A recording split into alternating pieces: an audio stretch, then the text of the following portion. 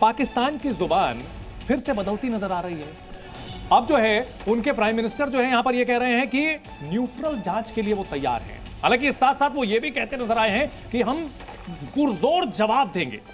ये वही शख्स हैं जो 3 साल पहले 2-3 साल पहले ये कह रहे थे कि भारत के साथ जंग की वजह से पाकिस्तान दिवालिया हो गया। चंदन जी, ऐसा है कि सबसे पहली जो इनकी हालत खराब हो रही है वो इस वजह से हो रही है कि दुनिया के किसी भी देश ने अब की बार हिंदुस्तान से ये नहीं कहा कि रेस्ट्रेन योरसेल्फ। जी, समझे आप? हर किसी ने कहा हम आपके साथ खड़े हैं। अब की बार वो नहीं है कि 71 में जो अमेरिका ने वो 7th फ्लीट भेज दिया था, फिर भी नहीं बचा पाया था नियाजी का सरेंडर। समझे साहब? दूसरा, ये अपनी सेना की अंदर की कमजोरी जानते हैं।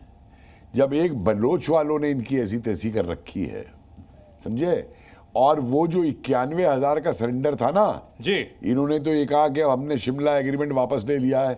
भैया, हम उन 91,000 को वापस लेने वाले नहीं हैं, उन्हें रखिएगा अपने यहाँ। समझे? वो नहीं भूल पाए हैं ये पूरे उसको लेके। तीसरा, ये अच्छी तरह जानते हैं कि हिंदुस्तान को आज अपनी आर्मी इनके यहाँ भेजने की जरूरत नहीं है जी, हमारे हवाई जहाज को भी इनके यहाँ क्रॉस करने की जरूरत नहीं है। 150-200 मिसाइल इकट्ठी चलेंगी, इनके सारे अड्डे खत्म हो जाएंगे। ठीक है, ठीक है। इरशाद अहमद जी,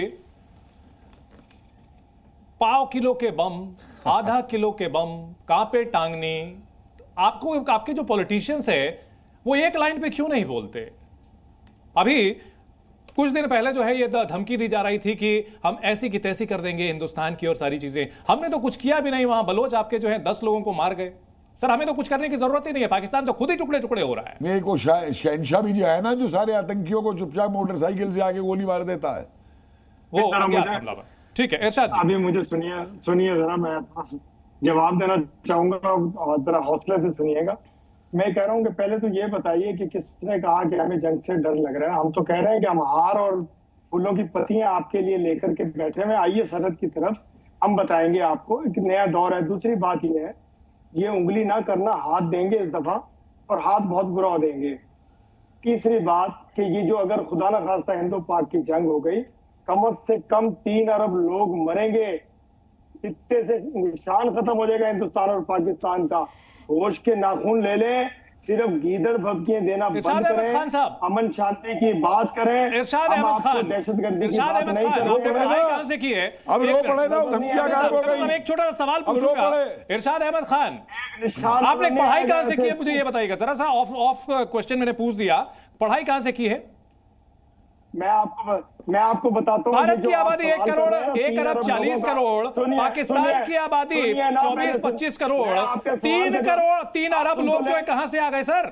ये कहां से जहालत लाते हैं? इनके जिहादी मरेंगे ना साथ में यार, जो हमास वाले बुलाएंगे, ये वो मरेंगे साथ में। इनके 3 अरब जब मरेंगे तो यार, ये बुड्ढे का मुंह बंद करें तो सुने भाषा की मर्यादा। गंजे तमीज से बात किया कर, टकले से बात करो, और टकले तमीज से बात किया कर। एक सेकंड, मैं हूं यहाँ पे। इरशाद नहीं हूं, तेरे लिए ये है मेरे पास, समझ गया? इरशाद अहमद खान, सीधा सवाल मैंने पूछा, ये 3 अरब का आंकड़ा कहां से आया? पहले तो मुझे बताइए।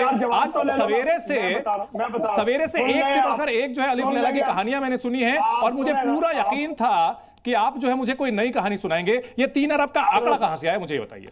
मैं बता रहा हूँ, सुनने हाँ, बताइए। चीखें पता नहीं जी बोलिए आप लोगों के, आप दूसरे बोलिए तो सही।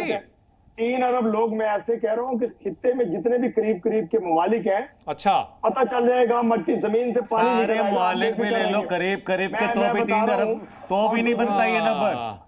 मतलब मदरसे में पढ़ने का यही नुकसान होता है।